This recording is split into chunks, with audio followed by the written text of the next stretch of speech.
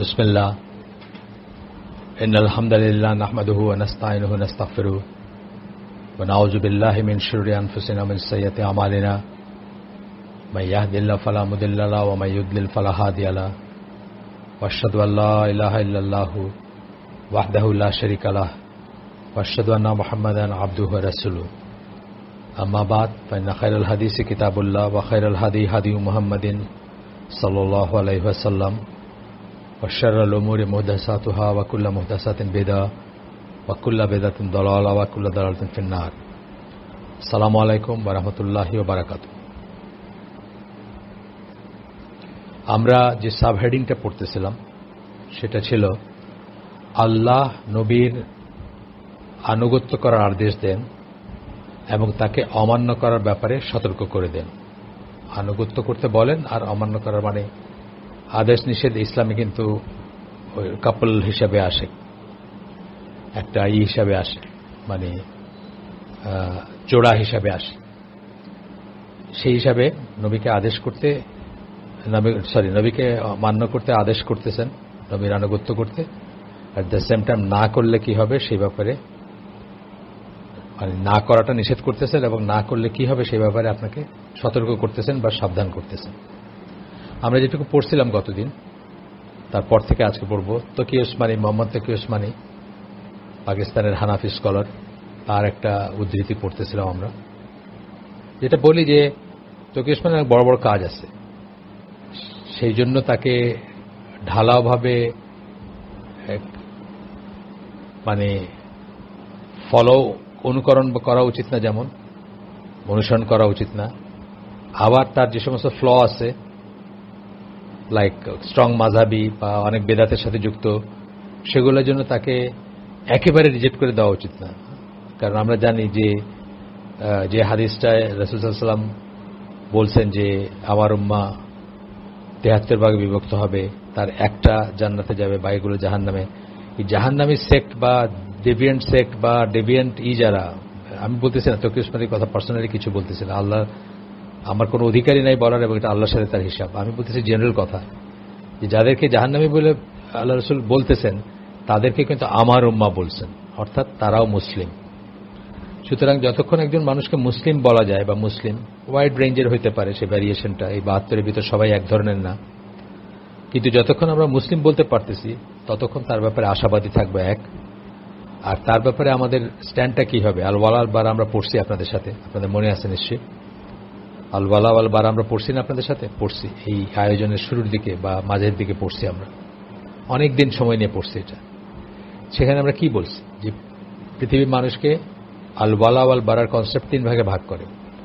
প্রথম ভাগ হচ্ছে নবীন, সিদ্দিকিন, শুহাদা, সালেহিন, যাদেরকে আমরা সবসময় ভালোবাসব, কোনো অবস্থায় তাদের ঘৃণা করব না বা তাদেরকে অপছন্দ করব না, এবং তাদের সাথে থাকার দোয়া করি আমরা আল্লাহর কাছে যে তাদের সাথে যেন আমরা জান্নাতে থাকতে পারি। আরেকটা গ্রুপ হচ্ছে কাফেররা, যাদেরকে কখনোই ভালোবাসবো না, পরজোর তাদের জন্য হেদায়েতের দোয়া করতে পারি বেঁচে থাকা অবস্থায়, আশা করতে পারি যে তারা দিন ইসলামে প্রতিষ্ঠিত হবে বা দিন ইসলামে প্রবেশ করবে, কিন্তু তাদেরকে আমরা কখনোই আপন মনে করব না। সে যদি আমাদের সত্যি আপন হয়, বাবা হয়, ভাই হয়, তবুও না। কারণ তারা আল্লাহর প্রতি যে অকৃতজ্ঞ, আল্লাহকে যে অস্বীকার করে, তাকে আমরা পছন্দ করতে পারি না, সেন্স অফ বিলঙ্গিং থাকবে না। বাট কখনো কখনো আল্লাহর বলে দেওয়ার নিয়মেই তাদের সাথে ভালো ব্যবহার করতে হবে। বাবা মা যদি কাফের হয় তার সাথে সুন্দর আচরণ করতে হবে, তার দেখাশোনা করতে হবে, দরকার হলে তাকে অর্থ সাহায্য করতে হবে, সেটা আলাদা জিনিস। তো এই দুইটা এক্সট্রিম, মাঝখানে কি আছে? আপনারা আমার মতো মানুষরা আছে, তাদের ব্যাপারে রুলিং কি? আল ওয়ালা ওয়াল বারার দিক নির্দেশনা কি? যেটুকু ভালো সেটুকুর জন্য তাদেরকে ভালোবাসতে হবে, তাদের ভিতর যেটুকু ভালো, যেটুকু খারাপ সেটুকুর জন্য তাদেরকে অপছন্দ করতে হবে। সো তকি ওসমানের কথা বলতে গিয়ে অনেক কথা বললাম। মানে এখানে তো এই আয়াতটা, যে আয়াত দিয়ে আমরা শুরু করছি, সূরা নিসার ৫৯ নম্বর আয়াত, এটা শুরুতে আমি কিন্তু ওনার কথা বলছি, মাযহাব কি ও কেন বইয়ের কথা বলছি, একটা অত্যন্ত অপছন্দনীয় কাজ ওনার। কিন্তু দেখেন কত, এই যে কোটেশনটা লাস্ট যেটা পড়লাম আমরা, কত দামি একটা কোটেশন বা দামি একটা কথা, বুঝটা কত সঠিক, এটাই আর কি। মানে মানুষের ভিতর ভালো মন্দ মিলায় থাকবে। তবে এদের ব্যাপারে সাবধান হব যে আমরা যেন তাদের ভালোতে দিওয়ানা না হয়ে তাদের পিছনে অন্ধ অনুকরণ না করি, যেটা অনেকে করে থাকেন। তারিক জামিলের কথা বলি, তারিক জামিলের মতো একজন স্পিকার খুব রেয়ার দুনিয়াতে, মৌলানা তারিক জামিল, ইসের কি বলে তবলিগের, কিন্তু কত বিদআতের সাথে যুক্ত। কি বলবেন আপনি বলেন? আমরা একটু আগে আসেন। আজকে ওই গতদিন যেটা পড়ছিলাম সেটা আর একটু পড়বো, সেটা না পড়ার দরকার নেই, আপনারা শুনতেই পারবেন, আগের পর্বটা শুনলেই হবে, থাক সেটা। আমরা আগাই। এই আদেশের উপর আল্লাহ যে গুরুত্ব আরোপ করেছেন তা তার পুনরাবৃত্তি থেকেই স্পষ্ট। কোন আদেশের উপরে, কোন আদেশের কথা আমরা বলতেছি? আল্লাহর আনুগত্য করো, রাসূলের আনুগত্য করো, তাই না? আল্লাহর আনুগত্য করা, রাসূলের আনুগত্য করা, অথবা আল্লাহর বিরোধিতা করা, রাসূলের বিরোধিতা করা, মানে দুইটা একসাথেই আসছে। সো আল্লাহ যে আদেশ করছেন আমাদেরকে রাসূলের আনুগত্য করার, সেটার কথাই আসতেছে এখানে। তকি উসমানের এই ইসের ভিতরে নবীর প্রতি আনুগত্যের প্রতি এত বেশি গুরুত্ব আরোপ করা কারণ হচ্ছে এই যে বলে উনি কোটেশনটা শুরু হয়েছিল, সেই আদেশের কথাই বলতেছেন যে উপর আল্লাহ যে এত গুরুত্ব আরোপ করেছেন তার পুনরাবৃত্তি থেকে স্পষ্ট, বারবার বলার থেকে স্পষ্ট। এ ব্যাপারে কোনো মুসলিমের মনে কোনো প্রকার সন্দেহ থাকার উপায় নাই, অ্যাবসলিউটলি সন্দেহের কোনো স্কোপই নাই। যারা মায়োপিক ভিশন, যারা বা তারা যাদের চক্ষুকর্ণ ঢেকে রাখে অথবা কোনো একটা জায়গায় সমর্পণ করছে অন্যের কাছে, তারাই শুধু সেটা করতে পারে। নবীর আনুগত্য করা এবং তার অনুসরণ করা তার উপর ফরজ, মানে নবীর আনুগত্য করা জেনারেল কথায় বলতেছি আমরা, এবং তার অনুসরণ করা ফরজ জেনারেল ভাবে। একটা পার্টিকুলার জিনিস কখনো আপনি করেন নাই বা সেটা দিনের ব্যাপার না, বা কোন পর্যায়ে সেটা বুঝতে হবে, কিন্তু জেনারেল ভাবে নবীর অনুসরণ করা এবং তার আনুগত্য করা হচ্ছে, আনুগত্য করা তো ফরজই। আনুগত্য মানে যেটা অর্ডার করবেন, যেটা আদেশ করবেন সেটা করা, এটা তো ফরজ। আর অনুসরণ করাটা হচ্ছে ক্যাটাগরি আছে, মানে কিছু কিছু অনুসরণ করা ফরজ, কিছু কিছু অনুসরণ করা মানে এটাতে একটু ব্যাখ্যা সাপেক্ষ ব্যাপার। কিছু কিছু অনুসরণ করা সওয়াবের কাজ, রিকমেন্ডেড, না করলে গুনাহ নাই। আর কিছু কিছু অনুসরণ করা কিছু কিছু ব্যাপারে সেটা একেবারেই মুবাহ। যেমন ধরেন আমরা আগেই বলছি যে উনি যে ধরনের জামাটা পরতেন, এটা অনুসরণ করতে হবে, এরকম কোনো বাধ্যবাধকতা নাই, বা এটা হচ্ছে আদতের সুন্নাহ যদি হয়ে যায়, আদত খেজুর খাইতেন, বার্লি খাইতেন বা আরেকটা কিছু, সেটা সেখানে তাকে অনুসরণ করাটা ফরজ পর্যায়ের না। সেটাই আমি বলার জন্য জাস্ট ক্লিয়ার করে দিলাম। আল্লাহ তার রাসূলকে যারা মেনে চলবে তাদের পুরস্কারের বর্ণনা যেভাবে আল্লাহ বহু আয়াতে উল্লেখ করেছেন, তা থেকে ব্যাপারটা আরও গুরুত্ব লাভ করে। আয়াতগুলোর নাম্বার দিয়ে দিয়েছেন, কোন কোন আয়াতে করছেন। 4 নম্বর সূরা নিসা 13 নম্বর আয়াত, 4 নম্বর সূরা নিসা 69 নম্বর আয়াত, সরি এটা 8টা। পুরস্কারের কথা বলছেন 69 নম্বর আয়াতে, 69। সূরা নূর 24 নম্বর সূরা 52 নম্বর আয়াত, এবং সূরা ফাতিহ হচ্ছে 48 নম্বর সূরা 17 নম্বর আয়াতে বলছে। এর ভিতরে একটা দিচ্ছেন এখানে, একটা না দুইটা দিচ্ছেন ইনফ্যাক্ট। এই 4টা উল্লেখ করে সেখান থেকে দুইটা কোট করতেছেন। প্রথমটা হচ্ছে সূরা নিসার 13 নম্বর আয়াত, এখানে বলছেন কেউ আল্লাহ ও তার রাসূলের আনুগত্য করলে আল্লাহ তাকে জান্নাতে প্রবেশ করাবেন, যার পাদদেশে নদী প্রবাহিত, সেখানে তারা স্থায়ীভাবে থাকবে, এবং এটা মহা সাফল্য, রিওয়ার্ডের কথা বলতেছেন। আল্লাহ কোরআনে ভর্তি রিওয়ার্ড এন্ড পানিশমেন্ট, আদেশ এবং নিষেধ, যেটা বললাম, মানে এগুলা হচ্ছে জোড়ায় জোড়ায় বলা হয়েছে একটা জিনিস এবং তার বিপরীতটা। সূরা নিসার 69 নম্বর আয়াতটা হচ্ছে, আর যারা আল্লাহ ও রাসূলের আনুগত্য করল তারা যাদের প্রতি আল্লাহ অনুগ্রহ করেছেন বলে নবী, সত্যনিষ্ঠ, শহীদ, সৎকর্মপরায়ণ তাদের সঙ্গী হবে, যেটা একটু আগে আমি বলে ফেলছি আপনাদের। নবীন, সিদ্দিকিন, শুহাদা, সালেহিন তাদের সঙ্গী হবে, তাদের সাথে থাকবে। কারা থাকবে? যারা আল্লাহ রাসূলের আনুগত্য করলো, তাদের প্রতি আল্লাহ অনুগ্রহ করেছেন বা তাদের প্রতি খুশি হয়ে আল্লাহ এটা করবেন। এটা আমরা সূরা ফাতিহায় বলি, ইহদিনাস সিরাতাল মুস্তাকিম, সিরাতাল্লাযিনা আনআমতা আলাইহিম, এই আনআমতা আলাইহিম যাদের উপর আপনার নিয়ামত বর্ষিত হয়েছে, সেই নিয়ামত বর্ষিত হয়েছে কাদের উপরে? এই 4 শ্রেণীর উপরে, নবীন, সিদ্দিকিন, শুহাদা, সালেহিন। আল্লাহ বলতেছেন এবং তারা কত উত্তম সঙ্গী। এই দুটো আয়াত কোট করলেন যে যেখানে আপনার পুরস্কারের কথা বলা হয়েছে কাদের? যারা রাসূলের আনুগত্য করলো, আল্লাহর আনুগত্য করলো তাদের। জয়েন্টলি, কিন্তু একলা না, একলা আল্লাহর আনুগত্য না, একটা রাসূলের না, আল্লাহ এবং রাসূল মিলায় এবং একসাথে। প্রথমে আল্লাহর আনুগত্য, তারপরে রাসূলের আনুগত্য না।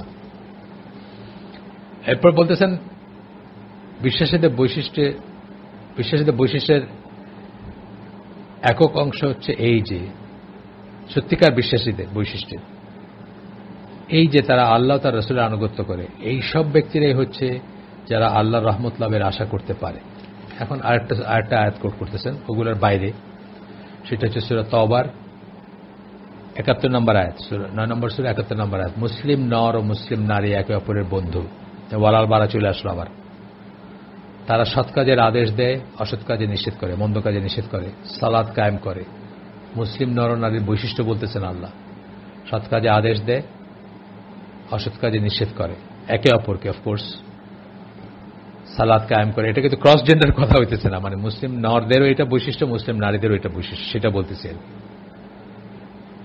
অসৎ কাজে নিষেধ করে, সালাত কায়েম করে এবং যাকাত দেয় এবং আল্লাহ ও তার রাসূলের আনুগত্য করে। এদের উপর আল্লাহ তার রহমত বর্ষণ করেন। নিশ্চয়ই আল্লাহ পরাক্রমশালী, প্রজ্ঞাময়। এখানে শুধু রহমত বলা হয়েছে, স্পেসিফিক্যালি কি রিওয়ার্ডটা সেটা বলা হয়নি। আগের দুইটা আয়াতে স্পেসিফিক রিওয়ার্ডের কথা বলা হয়েছে। এছাড়া আরো 3 জায়গার কথা বলা হচ্ছে। সূরা নিসার 14 নম্বর আয়াত, সূরা আহজাবের 36 নম্বর আয়াত এবং সূরা জিন সম্ভবত 72 নম্বর সূরা, সম্ভবত সূরা জিন। হ্যাঁ, নূহ এবং জিনের ভিতরে আমার একটু কনফিউশন আছে, এখানে লেখা নাই অবশ্য। তো হ্যাঁ, সূরা জিন পরবর্তীতে লেখা আছে, ঠিক আছে। 72 নম্বর সূরা 23 নম্বর আয়াত। আল্লাহ তার রাসূলকে অমান্য করার ভয়াবহ পরিণতির বর্ণনা দেওয়া হয়েছে। যেভাবে বললাম যে জোড়ায় জোড়ায় আসে, আগে রিওয়ার্ডের কথা বললেন, এখন পানিশমেন্টের কথা। আল সালাফি হচ্ছেন একজনের নাম আর কি, জাস্ট আল সালাফি বলে বলছেন। অ্যাকচুয়ালি তার নাম হচ্ছে মোহাম্মদ লুকমান আস সালাফি। তো এখানে আল সালাফি বলছেন, দৃষ্টি আকর্ষণ করে যে নবীকে অমান্য করার খারাপ পরিণতি কথা সুনির্দিষ্টভাবে উল্লেখ করে কেবল তাকে মান্য করার আদেশের চেয়ে অধিকতর গুরুত্ব সহকারে বিষয়টা উপস্থাপন করা হয়েছে। মান্য করা একটা জেনারেল কথা হইতে পারে অনেক সময়, যে অমুককে মাইনে চলো। আপনি অফিসে যাইতেছেন, বাচ্চাদের বললেন মায়ের কথা শুনো, কিন্তু এখানে সাথে কোনো পানিশমেন্টের ব্যাপার থাকে না, এটা জেনারেল অর্ডার। এখানে কিন্তু জেনারেল অর্ডার না, সেটাই বলতেছেন যে যদি কেউ না করে তার জন্য যে পানিশমেন্ট আছে সেটা দিয়ে গুরুত্বটা অনেক বেশি বাড়ায় দেওয়া হয়েছে। বাবা যখন বলেন যে যদি তোমরা এই কাজটা আবার করবা, ওই গাছের তোমরা ডাল ভাঙছো, কালকে গাছটা মরে যাবে, মায়ের কথা শুনবা এবং যদি তার কথা না শুনে আবার কোনো গাছে হাত দাও, তোমাদেরকে কিন্তু একটা কিছু বললো যে এই শাস্তি দেওয়া হবে, যে আগামী 1 সপ্তাহ ধরে কোনো রকম চকলেট চুইংগাম দেওয়া হবে না। কথার কথা বলতেছি আমি, শাস্তির। তখন গুরুত্বটা বেড়ে গেল। এটা সেরকম একটা আয়াত হচ্ছে সূরা জিনের একটা আয়াত, 23 নম্বর আয়াত, যেটা আমরা আগে উল্লেখ করছি, সেটা পড়বো এখন। যারা আল্লাহ ও রাসূলকে অমান্য করে তাদের জন্য রয়েছে জাহান্নামের আগুন, যেখানে তারা চিরকাল বসবাস করবে। এখানে আবার আল্লাহ এবং রাসূল একসাথে উল্লেখ করছে না আল্লাহ কোরআনের আয়াতে। আচ্ছা, কিন্তু এমন আয়াত খুঁজে পাবেন যেখানে রাসূলকে অনুসরণ ও মেনে চলতে অস্বীকার করেছিল যারা, তাদের দুর্দশা ও অনুতাপের সুনির্দিষ্ট বর্ণনা দেয়া হয়েছে। এখানে কিন্তু জাহান্নাম, একটা জাহান্নামের আগুন, ঠিক আছে, মানে জেনারেল একটা কথা। আমরা জানি না সেটা কার কতটুকু, কতদিন, কত কি, তার তো স্ট্যাটাস আসলে কাফেরের স্ট্যাটাস। যাই হোক, সেটা তো আমরা আগে দেখছি। যারা মুখ ফিরায় নেয়, আল্লাহ বলছেন সূরা আলে ইমরানের 32 নম্বর আয়াতে, আনুগত্য থেকে মুখ ফিরায় নিলে, সেটা তো আছেই।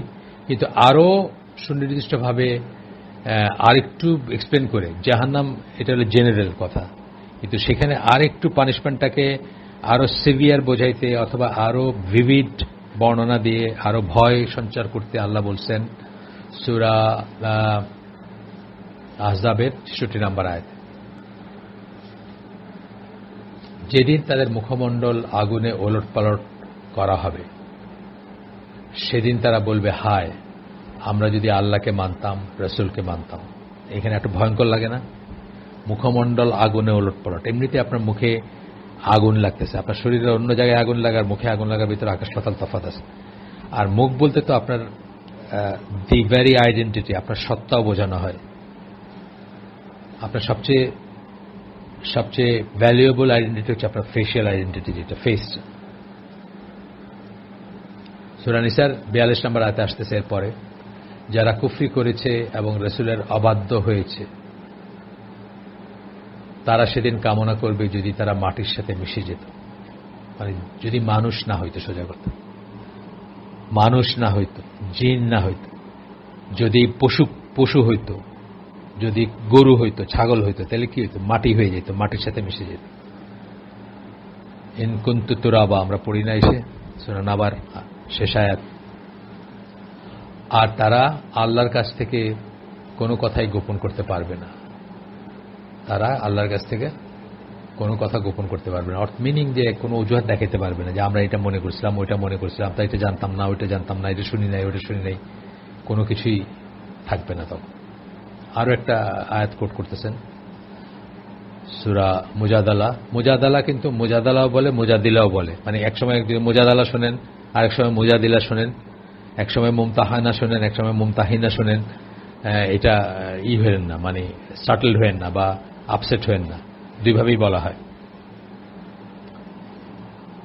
সূরা মুজাদালা 9 নম্বর আয়াতে বলতেছেন, হে মুমিনগণ, তোমরা যখন গোপন পরামর্শ করো সেই পরামর্শ যেন পাপাচার, সীমালঙ্ঘন ও রাসূলের বিরুদ্ধাচরণ সম্পর্কে না হয়। তার কারণ কি?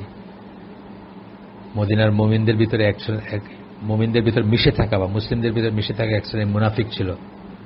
তারা যখন একত্রে বসত তখন রাসূলের ছিদ্রান্বেষণ করতে চাইত, রাসূলের বিরোধিতা করতে চাইত, বা মুমিনদের বা মুসলিমদের নিয়ে ঠাসঠাটা করত বা দোষ ধরতে চাইত।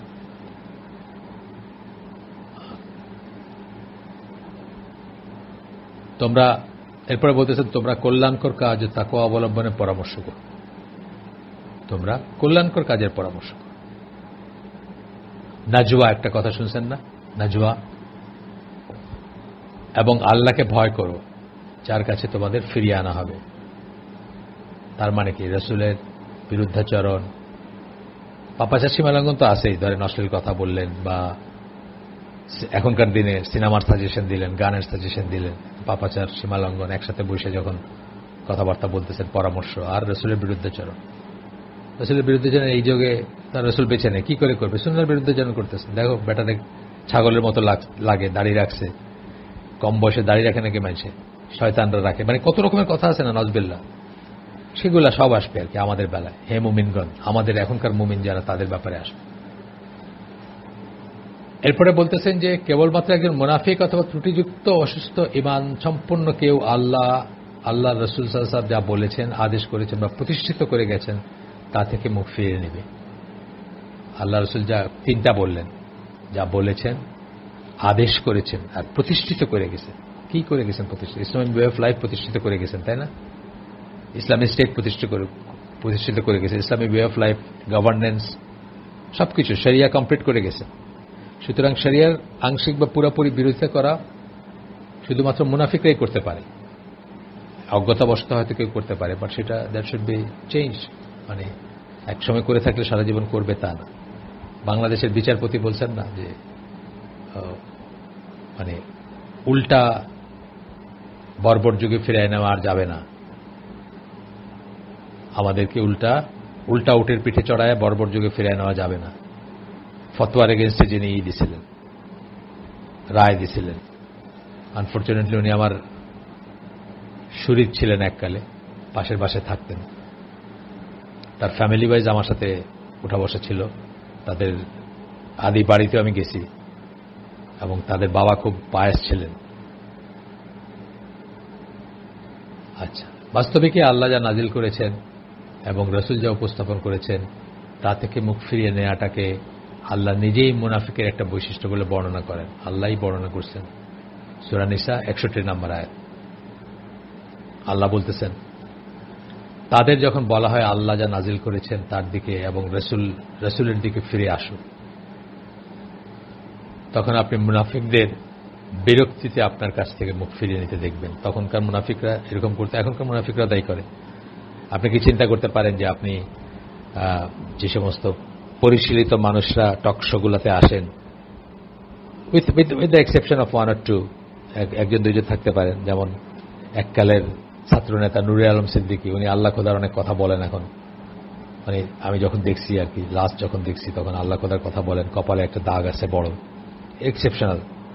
কিন্তু অ্যাভারেজ টকশোগুলাতে যারা আসেন, সকল টকশোগুলা যেগুলা, এদিকে থেকে আপনি বলতে পারবেন যে আল্লাহ রসুল বলছেন টাকনুর উপরে কাপড় পরতে, অথবা আরেকটা কিছু বললেন দাড়ি রাখতে বলছেন, আপনার বয়স 75 বছর, আপনি এখনো দাড়ি রাখেন নাই, আপনি কেমন মুসলমান এই কথা বলতে পারবেন? বা রাখা উচিত আপনি এটা বলতে পারবেন? তারা মুখ ফিরাই নেবে, বললেও শুনবেন আপনি।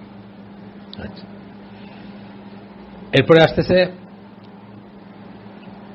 আল্লাহ রসুলের কাছ থেকে যেসব আদেশ নিষেধ আসে, যারা অব্যাহতভাবে সেগুলোর বিরুদ্ধাচরণ করে। আমাদের দেশের বহু মুসলিম, পরিচিত মুসলিম, নাগরিক মুসলিম বিশেষ করে, আতেল যারা বা যারা ইউনিভার্সিটিতে পড়ছেন, যারা দাড়িবিহীন, স্লিভলেস, বা মহিলা যারা স্লিভলেস পরে ঘুরে বেড়াইতেছেন কপালে টিপ দিয়া, মানে এই শ্রেণীটা পুরাটাই বলতেছে,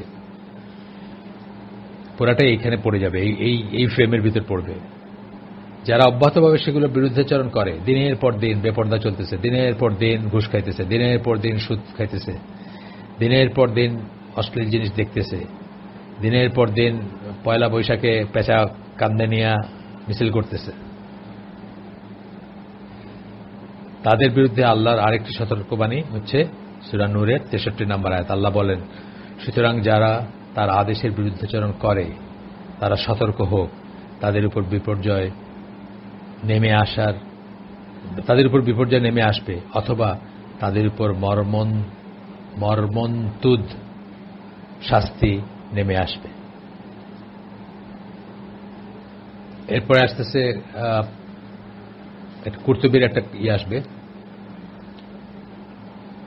তিনি বলেন আল্লাহ তার রাসূল থেকে যেসব আদেশ নিষেধ আসে সেগুলো মেনে চলা বা যে অবশ্য করণীয় তার প্রমাণ হিসাবে ফিকহ শাস্ত্রবিদরা এই আয়াতটিকে নির্দেশ করেন বলে আল কুরতুবী উল্লেখ করেছেন। মানে এই আয়াতটা যেটা পড়লাম এখন, যে এগুলো যে ফরজ আদেশ নিষেধ আল্লাহ এবং রাসূল, মানে আল্লাহর কথাটা তো আর গ্রস লেভেলে ধরেন মোটামুটি প্র্যাকটিসিং মুসলিম সবাই মানে। আমাদের দেশে মনে করে যে আল্লাহ যেগুলো বলছেন, কোরআন যেগুলো বলছে সেগুলোই ফরজ, বা এগুলো ফরজ না। সেই জন্য আল্লাহর কথাটা অটোমেটিকই আসে, কিন্তু রাসূলের কথাটা স্ট্রেস করে বলার কথা এখানে। আল্লাহ ও তার রাসূল থেকে যেসব আদেশ নিষেধ আসে সেগুলো মেনে চলা যে অবশ্য করণীয় তার প্রমাণ হিসাবে যারা ফিকহ শাস্ত্রবিদ তারা এই আয়াতটাকে কোট করেন। সূরা নম্বর 24 আয়াত নম্বর 63, বা সূরা নূরের 63 নম্বর আয়াত। এই আয়াতে আল্লাহ যে কেউ যে তার নবীর আদেশ না মানার সিদ্ধান্ত নেয় তাদের ব্যাপারে সাবধান করে দিয়েছেন, এবং তাদের উপর শাস্তি নেমে আসবে। পার্টিকুলার এই আয়াতটাকে বলা হচ্ছে। এরপরে আরেকটা আয়াতে আল্লাহ বলতেছেন, এটাই আমাদের আজকের আয়োজন, আমরা এখানে শেষ করে দিব ইনশাআল্লাহ এই আয়াতটা পড়ে। সূরা আনফাল 12-13 নম্বর আয়াত। সূরা আনফাল কিন্তু জিহাদের সূরা, এটা জানেন তো না? যে যখন জিহাদের সারিবদ্ধভাবে যখন সোলজাররা থাকতো সেই র্যাঙ্কগুলাতে, সেই সারিগুলাতে গিয়ে গিয়ে এই আয়াতটা পড়ে শোনাইতেন। আবু সুফিয়ান রাদিয়াল্লাহু আনহু যখন মুসলিম হওয়ার পরে তার লাইফ ডেডিকেট করছিলেন যখন ইসলামের পথে, তখন উনি এই কাজটা করতেন। স্মরণ করো তোমাদের প্রতিপালক ফেরেশতাদের প্রতি প্রত্যাদেশ করলেন, আমি তোমাদের সাথে আছি, সুতরাং মুমিনদের অবিচলিত রাখো। যারা কুফরি করে আমি তাদের হৃদয়ে ভীতির সঞ্চার করব, সুতরাং তোমরা আঘাত করো তাদের প্রত্যেক আঙ্গুলের অগ্রভাগে। এটা এই জন্য যে তারা আল্লাহ ও তার রাসূলের বিরোধিতা করে, এবং কেউ আল্লাহ ও তার রাসূলের বিরোধিতা করলে আল্লাহ তো শাস্তি দানে কঠোর। এটা বেসিক্যালি বদর যুদ্ধে যেসব কাফেররা আল্লাহ রসুলের বিরুদ্ধে যুদ্ধে রত হয়েছিল তাদের কথা। বাট যুদ্ধ অস্ত্র দিয়েই করেন, লেখনী দিয়ে করেন, জিহ্বা দিয়ে করেন, যুদ্ধ অনেকভাবেই করা যায়, বিরোধিতা অনেকভাবেই করা যায়, এবং প্রতিটি বিরোধিতাই কুফর শ্রেণীতে পড়ে।